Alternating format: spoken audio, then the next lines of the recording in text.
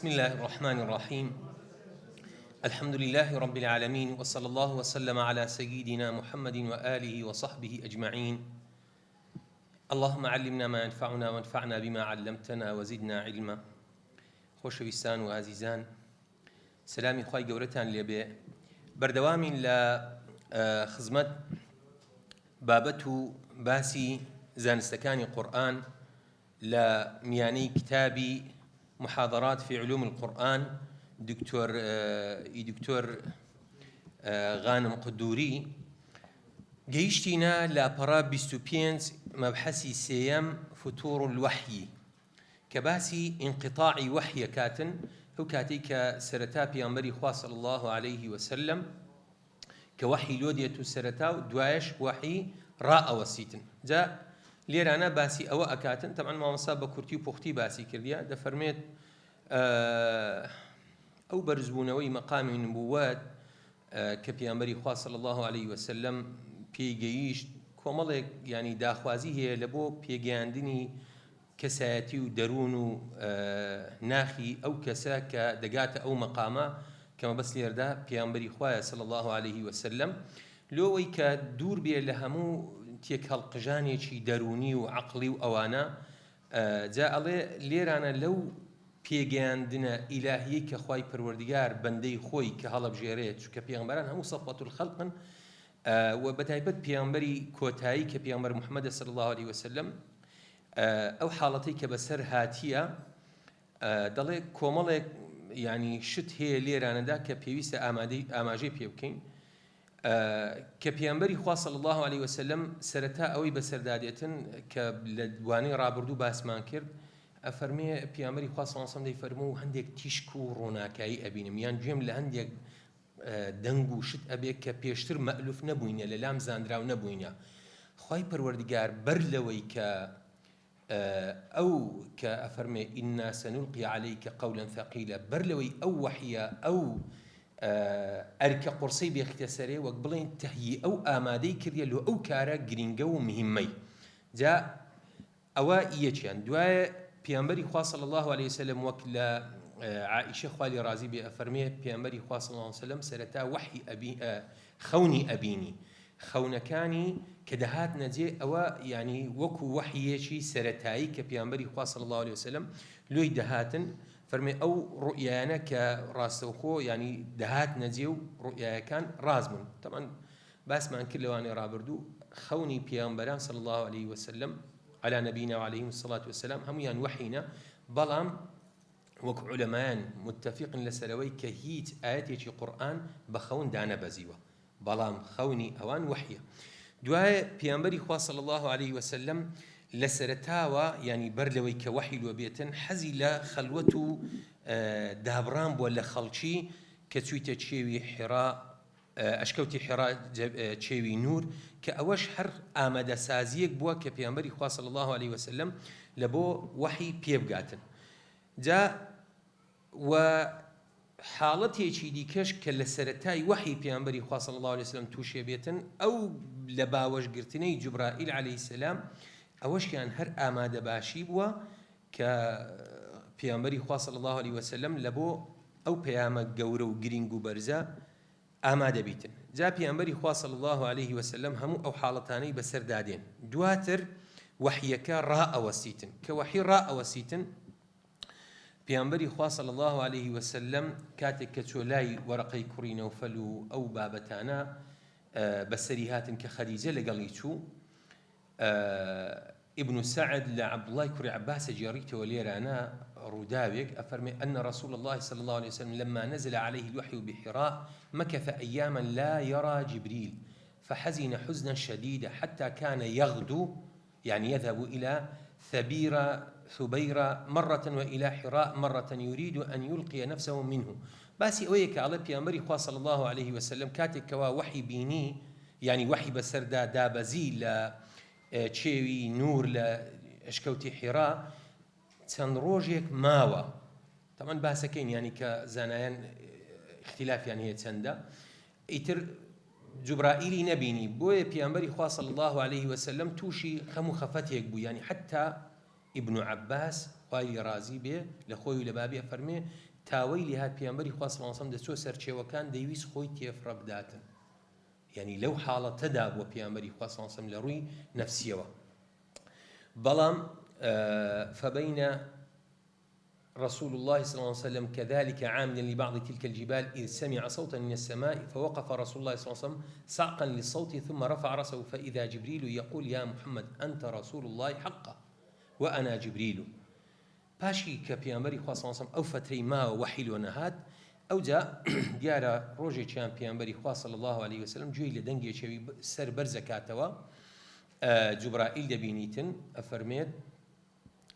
أي محمد صلى الله عليه وسلم تو بيغمبري ومنيش جبريلم واتا أو مجديك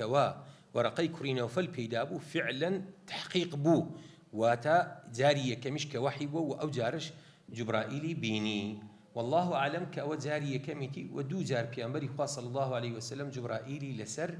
شكل شوازي حقيقي خوي بينيو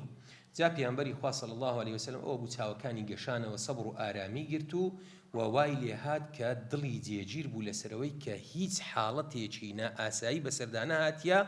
لەو فترەی کە جاری یەکەم وحی بەسەردا هاتیە و لەو ماوەی کە فتوری وحی بۆ ئینقیطاعی وحی بووە بەڵکو حاڵەتێک بووە کە خوای پەروەردگار ئامادەی کردی حتا زانایان باسی ئەوەکەن یانی کە شەوق و زەوقی کە هەبووە لۆ ئەو بابەتەی کە پێغەمبەری خوا صلی الله عليه وسلم زیاتر تامەزرۆی بینینەوەی جوبرائیل بووە، یعنی خەم و خەفەتەکەی لەوەی دانە بۆ خوا نەخواستە حاڵەتێکی وابیتن ناتەندروست بێتن بەڵکو لەوەی دابووە کە بینیت و حەزی لێ بووە بیبینیتەوە. جا طبعا ڕیوایەت زۆرن کە ڕیوایەتی بوخاریش عینی بە تەفسیل هاتیە لە جابری کوڕی عەبدوڵڵا ئەفەرمێ باسی فترەی وحی کاتن یعنی فتوری وحی کە وحی ئەوابیتن ئەفەرمێ يعني فرمي بين أنا أمشي إذ سمعت صوتا من السماء عيني بهمان شوازي شكا أفرميد جبرائيل لسر كرسيك دانش بولا ما بين آسمان وزوية فرمي كأو حالتي بسر دهاتو دواء ترسامو قرامو ومالو أو جاء أو آياتي خوين يعني كخواي پروردگار بسري دابزان لري جبرائيل يا أيها المدثر ثم تتابع الوحي دوای وحیەکە لە دوای یەکتری هاتواتە ئەو ئینقیطاعە کەم بووە. جا لێرانە باسەکەن یعنی کۆمەڵی قسە هەیە ئایا فتوری وحی چۆن بووە. ابن حجر أفرميت وفتور الوحي عبارة عن تأخر مدة من الزمان وكان ذلك ليذهب ما كان رسول الله صلى الله عليه وسلم وجده من الروع ليحصل له التشوق إلى العود. يعني أو حالتي كبسرها تلوي بيامبري خوا صلى الله عليه وسلم زورتر تامزرو بيتو ببينيني جبرائيل وبدابزيني وحي زورتر شوق وزوقي لو أوي بسيتن طبعا زوق بمعنى ناشنكين واتا يعني اشتياقي لو بسيتن كوحي بسر دابزيته جبرائيل ببينيته دوباره دزبه دابزيني وحي بكاتن بوي لير انا او ما مستايا كوملك رئيدين تو بلام كدغوتي 3 سال بو يان كمتر بو زانايان لسروين نخير او اند نبوه بلكو فتريتي كم بو پیغمبر عليه الصلاة والسلام كأو حالتي بسداتي دوايا وحي بردوام بوا. وقد أيقن رسول الله صلى الله عليه وسلم بعد هذا كله أن الله تعالى قد اختاره رسولا بويا پیغمبري خواه صلى الله عليه وسلم لدوايا دا ضلنيا أبيتن كخواي قورا هلي بجاردية بپیغمبرو وجبرائيل عليه السلام أو وحي لو دينيتو بويا أو دعوة بانقوازة بردوام بوتا 23 سالان حتى أو عقيدة أو بيرو باورا تسبا لنيمچە دورگەی عەرەبی و دواتریش کە بەردەوام بوو بە هەموو جیهاندا بڵاو بووە. بابەتێکی دیکە کە لە دوای ئەوە باسەکاتن لەو کتێبەدا چۆن پێغەمبەری خوا صلی الله عليه وسلم قورئانی پێگەیشتیە. تەمام خوای پەروەردگار بە ئاشکرا لە سوورەی شوورا باسی چۆنیەتی وحی و هاتنی نیگا لە بۆ پێغەمبەرانە کاتن کە ئەفەرمێ وما كان لبشر أن يكلمه الله إلا وحيا أو من وراء حجاب أو يرسل رسولا فيوحي بإذنه ما يشاء إنه علي حكيم. خواهي پروردگار لخلال أو سي آياتان كباسي أو بابتا أكاتن چون وحي دابزيوة جاء فرمي أو آياتانا سير رقان نشان أدن لبو أو بابتا يكم يعني وحيا دوم يعني جاء وحي تيا راقيان دنيا چي نهينية بوي وحي كاتك جبرائيل دابزيوة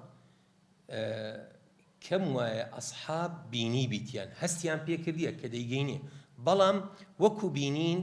نەیان بینیە بەڵکو زانیتیان کە پێغەمبەری خوا صلی الله علیه وسلم وحی بەسەردا ئەبەزێتن و زۆریش بە ئیحترام بووینە تەنانەت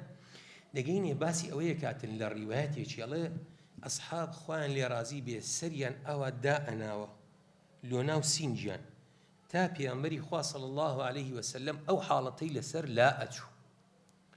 بۆیە یعنی جگە لەوەی کە بەنهێنی بووە و ئەسحابیش زۆر زۆر بە شەرم و حەیا و بەسام و هەیبەتەوە چاویان لە پێغەمبەری خوا کردیە صلی الله علیه وسلم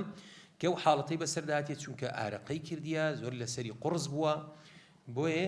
زۆر مراعاتی پێغەمبەری خوایان کردیە صلی الله علیه وسلم جا وحی جاروها بووە بە ڕوئیا بووە بە خەون و جاروها بووە بە ئیلهام بووە کە خوای گەورە خستیە ناو دڵ و دەرونی ئەو کەسە کە مەبەست بووە و جۆری دووەمیان لە پەناپەردا من وەڕاء حیجاب ئەوە لێکە دێتەوە کە خوای پەروەردگار قسەی لەگەڵ پێغەمبەر موسا کردی عەلەیهی السەلام کە نەسی ئایەتەوە کەلەمە الله موسا تەکلیما یعنی حتا ئەوانەی کە زیاتر لە لۆغا وەکەڵێ حەزیان لێیە مەفعولی مطلق هاتیەوە کەلەمە الله موسا تەکلیما یعنی لە بۆ تەئکیدە بێگومان کە خوای گەورە قسەی لەگەڵ کردێت طبعا چۆنە کووە کەیفیەتەکە لە خوای گەورە معلومە و جۆری سێمیان کەوە جوبرائیل عەلەیهی السەلام خوای گەورە ناردی کە وەکو ڕەسوول و نوێنەرێکی خۆی کە ئەمینی وحی بووە لە بۆ پێغەمبەران کە ئەوەش لە بۆ هەموو پێغەمبەران بەو شێوازە هاتیە ئەو وحی کە دابەزیە ئەو 5 کتابە ئاسمانیانە هەموویان لە ڕێگەی جوبریلەوە بووینە عەلەیهی السەلام جا ئەو ئاەتە کە خوای پەروەردگار فەرمێ وەکەذالک ئەوحەینا إليك روحا دواتر أفرمي إنا أوحينا إليك كما أوحينا إلى نوح والنبيين من بعده يعني أفرمي شون وحي ونقام النار لبو بيغمبران لبو نوح وبيغمبران دواي أو على نبينا عليه الصلاة والسلام لبو توش بو الشيوازة شون بوا كلا رجي جبريل وابو عليه السلام وكباس مانكر لبو أو عمليا ناوندراوە بە وحی لەبەرەوەی بەنهێنی بووە بەنسبەت تێکرای مەخلوقات کە یعنی ئەوانەی کە لە دەورەی پێغەمبەران بووینە جوبرائیل عەلەیهی السەلام بەنهێنی دابەزیوە تایبەت بووە بەو پێغەمبەرەی کە خوای گەورە هەڵی بژاردێت کە لە بۆی بچێتن بۆیە فەلەم یەکونی الصحابة يرون الملك وقت نزوله بالقرآن مع أنهم شاهدوا آثار نزوله دەیانزانی ئێستا ئەوە فریشتەی وحی دائەبەزیت لبو سر پیامبر صلی الله علیه و سلم بلام لهما کادا نه نبینی بله هندێک جار لسر شکلی پیاوی کاتیا که معلومی جناب تانا لو حدیثانی کوارد بلام وکو حالتی آسایی خوی نه جا گمان نیه که وحی لغیبه نازاندرێتن ینی بە حەواس و بە عەقڵ و ئەو بابەتانە بەڵکو حاڵەتێکە کە لە بابەتی غەیبیە کە خوای پەروەردگار لە بۆ پێغەمبەرانی ناردیە. جا لێرانە طبعا سەحابە خوان لێ ڕازی بێ لە پێغەمبەریان پرسیە صلی الله عليه وسلم گوتیان يعني عبد الله كري عمر أفرمي سألت النبي صلى الله عليه وسلم فقلت يا رسول الله صلى الله عليه وسلم هل تحس بالوحي هستكي كاتك وحي الوداع بزيد أفرمي قال نعم أسمع صلصلة ثم أسكت عند ذلك كاتك وحي لبو بيامبري خوادا أبزي صلى الله عليه وسلم صلصلة دنجي زنقلة دنجي زنقل شونا كآسن ويك كويتن أو هالدنجي كاتية بيامبري خوا صلى الله عليه وسلم هستي بيكرديو لآماد باشي دابو أو كاتك كوا وحي لبو دابزيه لحديث دواتر كعائشة خوالي رازي بأجيارته وكحارثي كري هشام دوباره فرمي برسياري لبيامبري خواكر صلى الله عليه وسلم تون وحيد لبودي بيامبري خوا صلى الله عليه وسلم رونا كاتوا فرمي هنديك جار وكو صلصلي جرسة وكو دنجي زنقل وايا جرس يعني شراحي حديث ومن ابن حجر فرمي وكو دنجي زنقل عيني باسي زنقلك كلا لايما زنقل مشهورة ويبا دول روتان أجلكم الله ببزن مشتوى وأكن فرميك آسنيك نحاسيشي دخلنا وكو سطليشي سراو بن كراو عيني كواتو وكو زنقلي كمال ولاتي خوما مكادين جاء فرمي وهو أشده علي أو جورا وحي دابزين لبو بيامبري خوا صلى الله عليه وسلم أويان زور لسر بيامبري خوا صلى الله عليه وسلم كاريجري هبوا فيفصم عني وقد وعيت، ما قال وأحيانا يتمثل لي الملك رجلا فيكلمني فأعي ما يقول. جاء فرمي أو كاتيك وبوشي وازدية دروات للاموا أميش دزانم تشي بيقوتيما وحفظي أكم كأوي فرموي جبرائيل أمن أوي حفظ كمو كاتيك كرويش وهنديك جاريش أو فريشتا لسر شكل بياوة شديتو دم دويني تو يعني أو وحيك خواي پروردگار بيس بارديا أفرمي أميش لبريا كمو أوي كفرموي جبرائيل عليه السلام بوي أبو شوازا وحي دابزيوا لبو پیغمبرانو ولبو پیغمبري إيمش صلى الله عليه وسلم بو شوازا. عائشة دوباره حديثك جرته فرمي ولقد رأيته ينزل عليه الوحي في اليوم الشديد البرد فيفصم عنه وإن جبينه ليتفصد عرقا يعني أفرمي جاري وهب روجك زور سارد بو كبيانبري صلى الله عليه وسلم وحي بسردا أبزي كاتك فريشتك درويشت نيوتاواني مباركي بيانبري صلى الله عليه وسلم عرقي ليدتك يعني كسرمابو أو ندا آزاري يعني بابلين أو ندا لسري سخذ بو بابلين بو معناي كاتك وحي لبودا أبزي زيدي كري ثابت ككاتبي وحي بو لواني رابردو باس ما كركا يعني أو بريزة جيراني بيانبري خواب صلى الله عليه وسلم ودواتر إمامي أبو بكر خوالي رازي ولا قال إمامي عمر خوالي رازي بيتن مكلف يكن بجمع قرآن أو أجرته فرمي إني لقاعد إلى جنب النبي صلى الله عليه وسلم إذ أوحي إليه وغشيته السكينة فوضع فخذه على فخذي قال زيد فلا والله ما وجدت شيئا قط أثقل منها. أفرمي دانش بملا تنش بيامبري خوا صلى الله عليه وسلم كاتك كوحي لوهات آرامية بسر داهات بيامبري خوا صلى الله عليه وسلم كوحي لوهات فرمي راني لسر رانم بو يعني فوضع فخذه على فخذ راني لسر رانم دانا فرمي سوين بخوا زيد أفرمي هيش تيكم أون دا قرص نديتيا كاتك كبيامبري خوا صلى الله عليه وسلم راني لسر راني زيدي دانا كاتش كأفرمي فثقلت علي حتى خفت أن ترد فخذي يعني حتى الله كاتك كوا راني لسراني دانام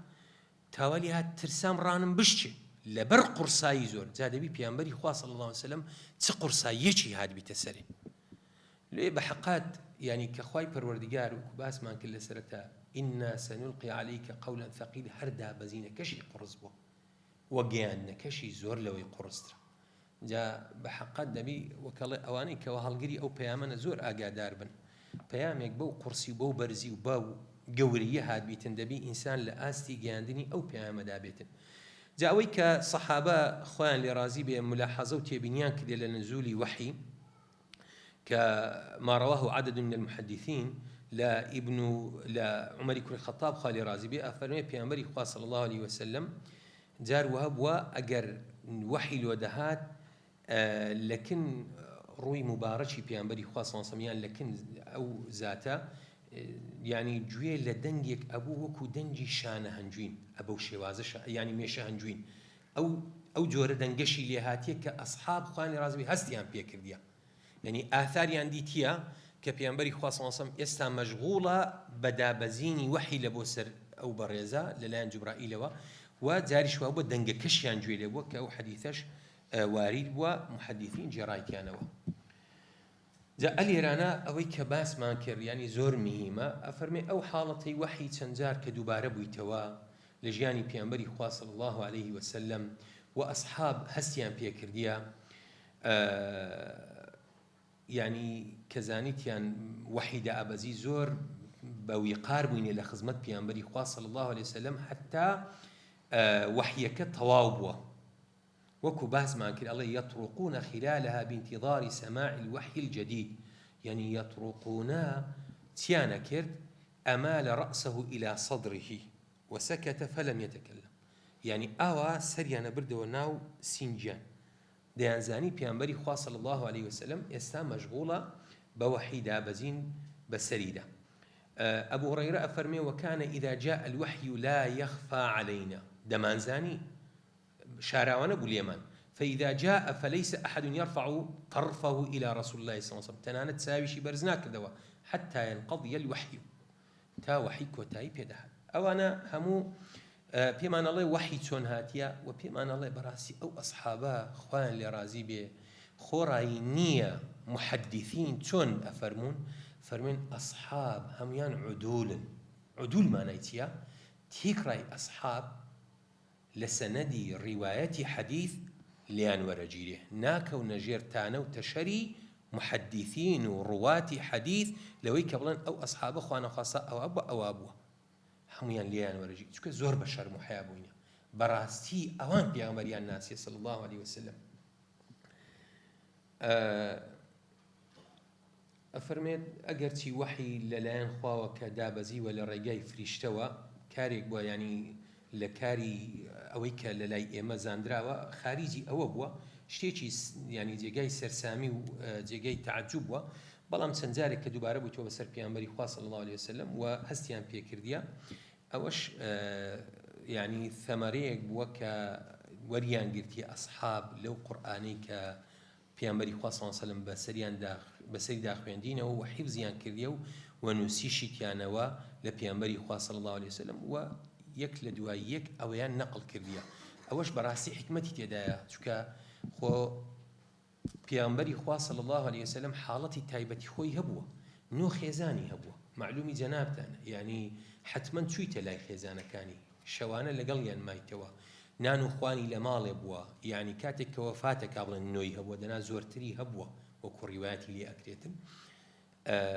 بلام خواي پروردگار كلناو أصحاب وحي بسردا بزانديا كأوش بخوي درسيك بوا بخوي درسيك بوا كتشون أصحاب لبو إيما نقل كان خواي جور ليان رازي بي وخواي جور بداري أو برزانا من شاد كات بابتي شي ديكا كحفظ قرآن بيامبري خوا صلى الله عليه وسلم كاتك كوا 6236 آياتي بسردا أبازيتن أو سورة دريجانا سورة بقرة 286 آيتا ياخذ أو سورتان دوايوي آل عمران كدوسطو نساء ومائدة وأنعام وأوانيك بلان سورة دريج كانوا وتنانا تيكراي سطو تارد سورة تون بيامبري خوا صلى الله عليه وسلم تعاملي كذي لقل أو قرآنا طبعا بيامبري خوا صلى الله عليه وسلم زور خمخور بوا زور خمخوري أوي بك أو وحي وبرنامه أو دعوة وكو خوي بقينيتو بيكم وزياد وزور بأمانته أو حالتنا كلا بيامبري خوا صلى الله عليه وسلم وارد بوينا نمو آيات رونكاتوا بيامبري خوا صلى الله عليه وسلم لسرتاو زور بلي أكر لويك حفظ بكاتن يعني تنانت زهر وهو كجبرائيل عليه السلام وحيكي لبو دابزانديا يعني ويستيتي كأنما فرمي فيسابق جبريل يعني مسابقة بك بيش برشي بك اللي قال لي هر أو قوتي تا يعني أو كاتيك خواي جورا ببيامر أجيني صلى الله عليه وسلم كأو وقبلين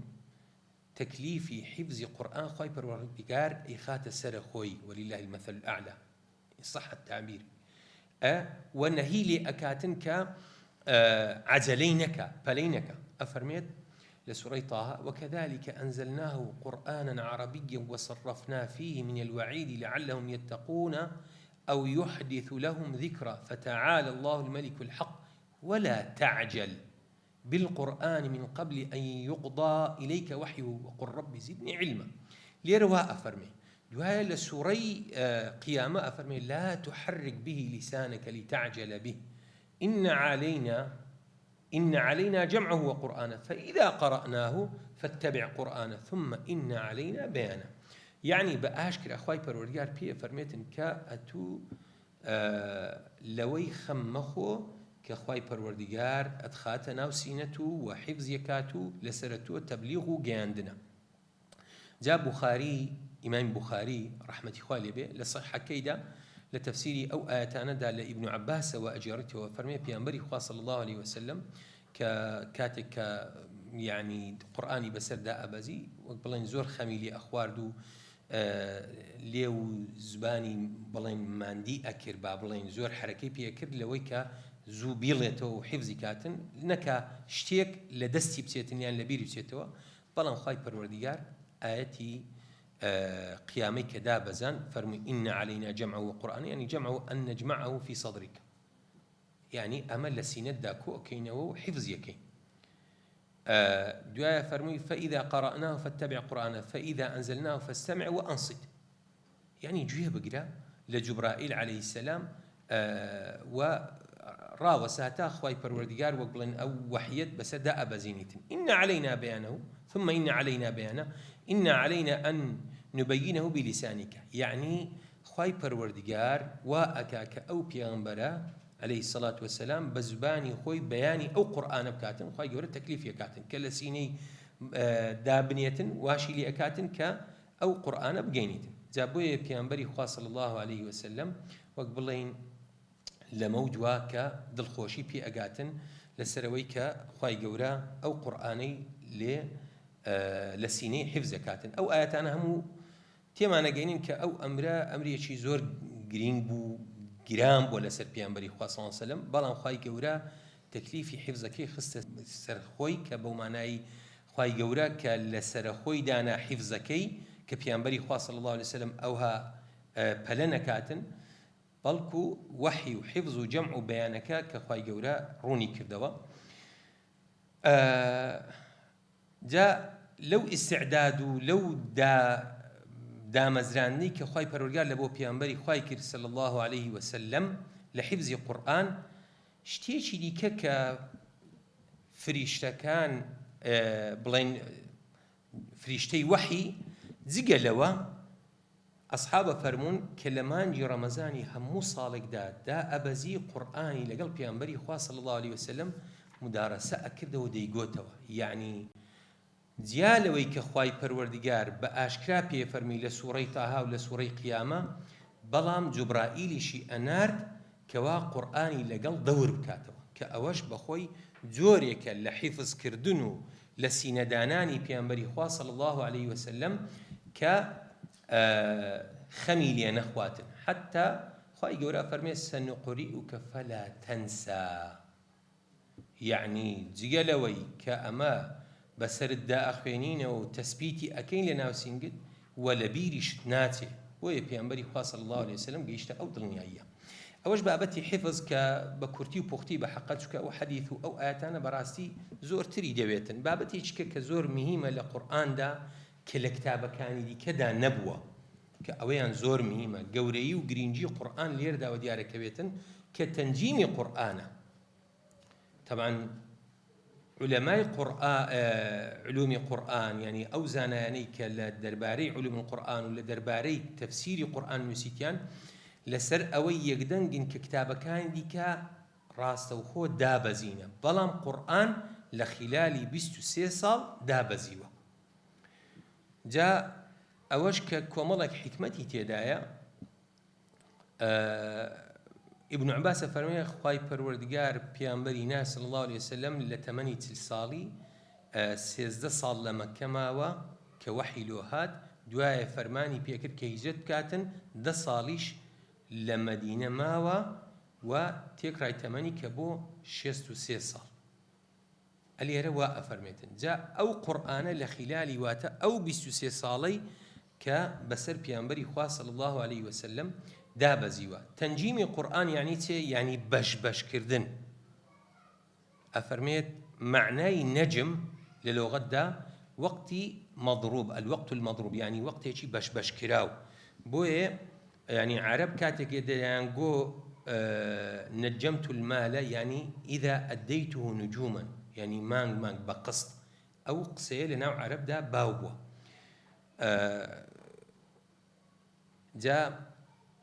طبعا كاتك كقرآن أو هذا أبزيتن ديار مشركينيش علميا بيهبوك بيامكاني ديك التوراة وإنجيل وزبور أوانا باتيكرا دابزينة بوي رخنيان قرت وقبلين ديانقو كخواي يقول لسورة فرقان توماري كدية وقال الذين كفروا لولا نزل عليه القرآن جملة واحدة كذلك لنثبت به فؤادك ورتلناه ترتيلا. کاتێک کە قورئان دائەبەزی بەو شێوازە کافرەکان دەیانگوت لۆ بێ یەک جار هەموو دانابەزیتن. خی پەروەردگار شەفەرمێت بۆیە قورئان ئەبە و شێوازە بە تەنجیم بە لە خلالی ئەو 23 ساڵانە کە دایبەزان ئەفەرمێ بۆ ئەوی دڵت چەسپاو بکەی. طبعاً کۆمەڵە حکمەتی دیکەشی تێدایە، چونکە یعنی قورئان کە ئەبە و شێوازە هاتیە زۆر جار وەڵام بووە لە بۆ ئەو حادیث و حەدەثانەی کەوا لە سەردەمی پێغەمبەری خوا صلی الله علیه وسلم دابەزینە و دڵنەوایی بووە و ئەو هەموو چیرۆک و قەسەسانەی کە خوای پەروەردگار لە بۆ پێغەمبەری صلی الله علیه وسلم دابەزاندینە کەوە براکانت لە پێغەمبەران ئەوها ڕوبەڕووی دەسەڵاتدارانی سەردەمی خۆیان بووینەوە. بۆ نمونە کاتێک کەوا سوورەتی یوسف دائەبەزیتن، سوورەتی یوسف لە عام الحزن دائەبەزی، ئەو کاتێک کە پێغەمبەری خوا صلی الله علیه وسلم زۆر لە ئازاردایە، ئەوە پشت و پەناکانی وفاتیان کرد، ئەوە لە مەکە داوە بانگەوازی وەرناگرن، پەنا ئەبات لە بۆ تائیف و لە وێن دەریش پێغەمبەری خوا صلی الله علیه وسلم بەداخەوە زۆر بە ناشیرنی پێشوازی لێ ئەکرێت و ڕوبەڕووی ئەبنەوە. ئەلەو کاتەدا وەحی دائەبەزێتن، سوورەی یوسف دائەبەزێت. خوای پەروەردگار وەک بڵین لە پێغەمبەری خوا صلی الله علیه وسلم تێی ئەگەینێتن ئەگەر ئەتۆ خزم و کەسوکارت دەریان کردی ئەوە یوسفی برات کە لە بنەماڵی پێغەمبەران بوو بە باو باپیرە پێغەمبەر بوو براکانی دەریان کرد، تووشی ئەو ئەزیەت و ئازارە بوو. بۆیە خوای پەروەردگار تەنانەت لە باسی قەسەسی پێغەمبەرانیش عینی ئەو وشەیە کە لە قورئاندا دووبارە بوویتەوە لینثبت به فؤادك ئەفەرمێ نثبت به فؤادك، تەمان لەوێن دەرلامی لەسەر نییە کە ئەفەرمێ چیرۆشی هەندێک پێغەمبەرانمان بۆ باس کردی وی هەندێکانیشنا لەو ئەوەی کەوا دڵت چەسپاو بکەی. جا عولەما قسەیان لەسەر ئەو بابەتە کردیە لەسەر کە مەسەلەی تەنجیم و ئەوانە ئایا چۆن دابەزیوە. تەمان لێرانە و مامۆستایە ئەو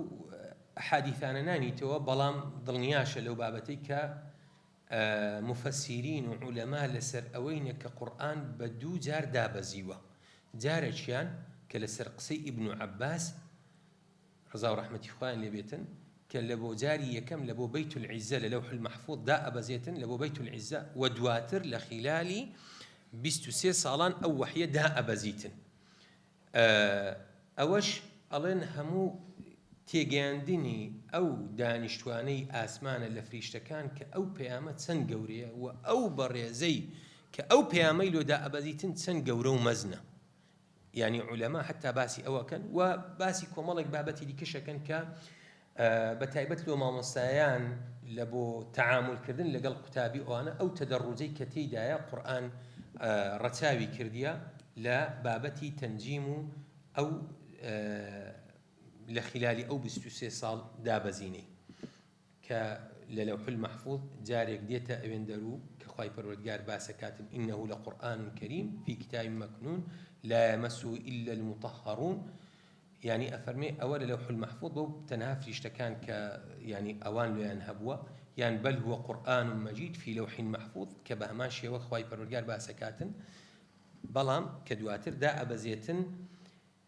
أويش بش بس نبتسي بو آياتنا هرسن أو ما مستعى هنديك وكلا قصي لسرهية بلام لراسي دا أو الرأي غالبي مفسرين وعلماء درباري كعلوم القرآن وسيان أو آياتنا دكنا بالكك خواي برورجار فرمي شهر رمضان الذي أنزل فيه القرآن يعني سرتاي دخان كأفرمي إنا أنزلناه في ليلة مباركة يعني إنا أنزلناه في ليلة القدر هم أنا دكنا بالكا كي يجزر دابز ولا بو بيت العزة دواتريش لبو سرزوي كبابي صالان جاء طبعا مفسرين أو قولانيان لكبار تابعين نقل كردية يكلواناش كشعبية أفرمين نزل أول القرآن في ليلة القدر ثم نزل بعد ذلك منجما في أوقات مختلفة.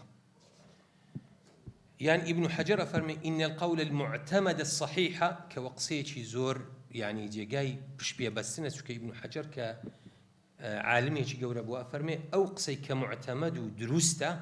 هو أن القرآن نزل جملة واحدة من اللوح المحفوظ إلى السماء الدنيا ثم أنزل بعد ذلك مفرقا كجارية كم لبو سماء دنيا يعني آسمان دنيا كبيت العزة مشهورة كلا قولي ابن عباس دهاتيا جاري يكمل لوح المحفوظ ديتي عند دواتريش لخلال 23 سالان دا أبزيتم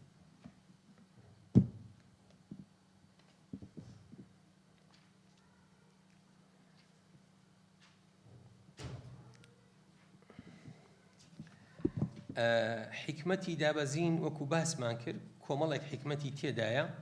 کە زانایان باسییان کردیە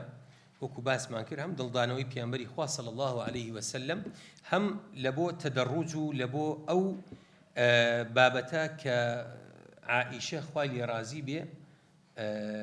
باسەکاتن کە چۆن ئەو قورئانە کە دابەزیوە خوای پەروەردگار مراعاتی دڵی أو خلقي كردية لسرتاوى أفرمي لصحيح بخاري دهاتية كعائشة أفرميتن إنما نزل أول ما نزل منه لقرآن وتأي من القرآن صفحة ثلثة سورة من المفصل فيها ذكر الجنة والنار حتى إذا ثاب يعني رجع الناس إلى الإسلام نزل الحلال والحرام ولو نزل أول شيء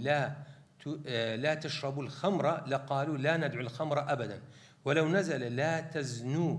لقالوا لا ندعو الزنا أبدا لقد نزل بمكة على محمد صلى الله عليه وسلم وإني لجارية ألعب بل الساعة موعدهم والساعة أدهى وأمر فرمي يكم جار القرآن كدابزي أو آتاني كمفصل من باسي بهشت ودوزخ أوانا بوتا خلق قراوة كمعلومي جنابتانا لآتكاني مكي خواي پروردگار زورتر مراعاتي بابتي عقيدة وبيرو باوري كرديا تا أو خلقا تيبقاتو بيبقاتن أو جادواتر وكو عائشة أفرمي أجر جاري يكم حلال وحرام دابزي بايا خواي پروردگار بيفرمو بايا عارق مخونه وخلق ديقو موازنين لا عارق